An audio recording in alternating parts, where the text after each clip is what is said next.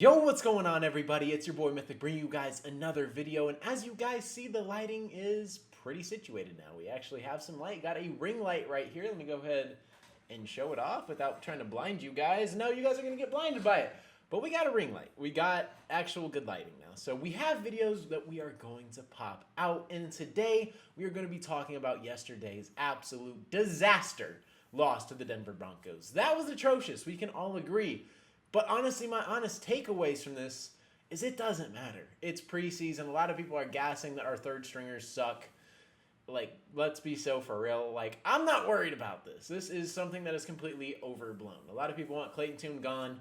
I'm on the same boat. Get him out of here. We should roster two quarterbacks to being Kyler Murray and Jacoby Brissett. Anybody past that? Sayonara. Deuces Clayton Tune. Practice squad. I'm kind of over that. Clayton Tune hasn't showed anything in his tenure here in 2023. Not much. 2024, not much. And now in 2025, there's not much signs of progression. The arm strength is very lacking. He has accuracy problems, doesn't have any elite traits or anything that makes you want to keep him. So if he goes somewhere else, by all means, let him go. But this is a preseason game. This doesn't matter. These are third stringers trying to compete for a 53-man job. A lot of these people will not make the team or even the practice squad. So I'm not worried about this whatsoever. Now, we're going to have to trim the roster down, but our starters didn't play. Jacoby Brissett had 8 total passes. This is not something we should be worried about or freaking out that we got blown out by 20 points to the Denver Broncos. Now, did they come more prepared? Absolutely. They had a better scheme offensively and defensively. They were more coached, well prepared, but we were also without Nick Rallis yesterday. Our defensive coordinator was not calling plays, and we got 27 points poured on us, almost gave up 600 yards. But we're chilling. This is a very overblown narrative, and this is not something that matters. The Cardinals are going to be just fine. Even in the Kansas City game, we started kind of slow after that interception. Didn't really start slow. Kyler was on fire, led us down the field, and then threw a stupid no-look pass, just hee-hee, out of the way, right to the defender. That was disgusting, but like at the end of the day, we had a phenomenal second drive, too. Marching down the field, picking up 3 points. We looked pretty good. I'm not worried about it. Patrick Mahomes had 20 yards in a short field to score a touchdown. They did that. He was 1 for 1 on the day, and his day was over. Like, let's be so for real. We're not getting obliterated in preseason. No one cares about this record, and it's not going to matter come week 1. Nobody cares.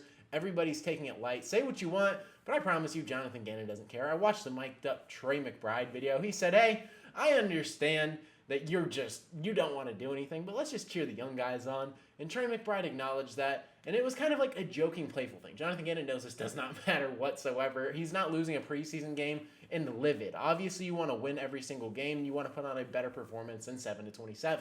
But Jonathan Gannon, heck of a head coach, was without his defensive coordinator. Now, if anything, I'm worried about the offense, because we're seeing a lot of similar things. We're seeing this offense struggle in ways, especially on the offensive line backups, that is a little concerning. But when the starters are in here, I don't think it's going to be a problem.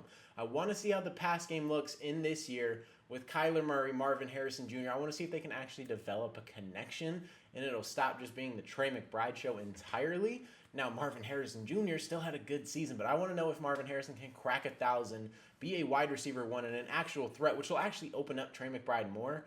And our wide receiver 2 and 3 are going to struggle a little bit because I don't have much faith in them as, I guess, individuals, as Michael Wilson, Zay Jones, and Greg Dortch. Don't love that core. If Zay Jones is starting in the slot, would not be opposed to that because he's better than Greg Dortch in a bigger body. That is kind of what we need in this offense. A more willing run blocker, someone who's not going to get his stuff mogged, and we need somebody who can actually catch the football and high point it. Greg Dortch can do that, but he's 5'7". It's tough to make that work, especially in a run-first scheme. So let's get Zay Jones on the field, and we're going to be fine. But the starters, once they play, this is going to be a way different football team. No one's taking this serious. No one's playing 100% unless you're competing for a job. So let's just cool it just a little bit. A lot of overblown narratives. Should we play Kyler? Should we play Jacoby the whole game? No. Those are 2 established guys. These are the established starters. You don't want to have somebody get knocked up in week 3 of preseason, then looking stupid in week 1. You want them to come in here, find that groove, and then you're chilling. You don't want them playing a half. You don't want them playing a whole game. That's just stupidity, and if you do that, you kind of deserve the consequences that comes your way.